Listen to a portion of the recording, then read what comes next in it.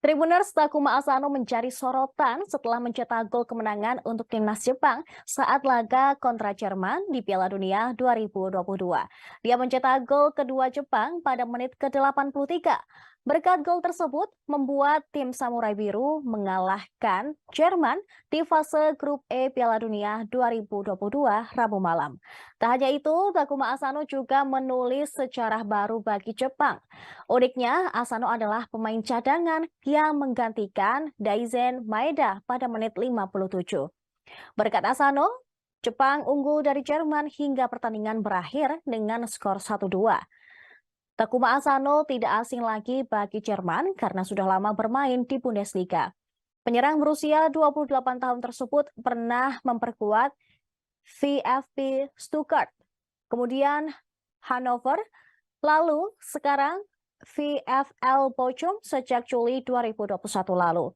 Sebagai penyerang sayap, ia tidak begitu tajam di Bundesliga. Tercatat, ia baru mencetak 4 gol dan 4 assist dalam 61 penampilan kompetisi domestik. Takuma Asano juga pernah memperkuat Arsenal selama 3 musim.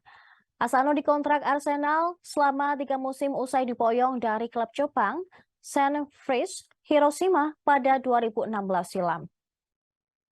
Dia baru berpisah pada Agustus 2019 dan bertolak ke klub Serbia, FK Partizan.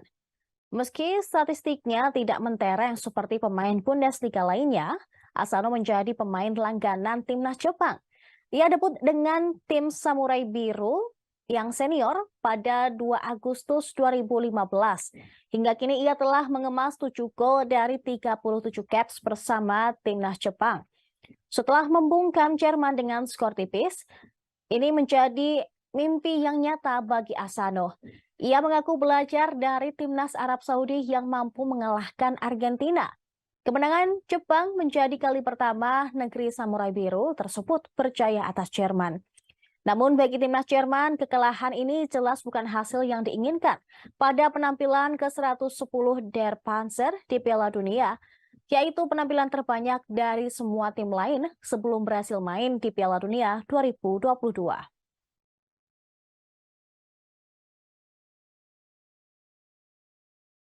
Terima kasih sudah nonton. Jangan lupa like, subscribe, dan share ya.